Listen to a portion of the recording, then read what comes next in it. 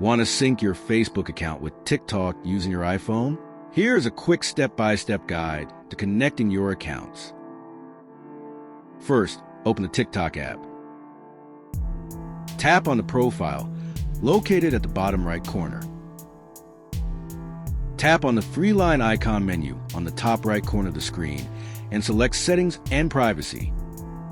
Scroll down to the Preferences section and tap on Contacts and Location. Then toggle on the switch for Facebook Friends to sync your Facebook network. A prompt will appear asking for permission to sign in with Facebook. Tap Continue, fill in your login credentials, and complete the connection.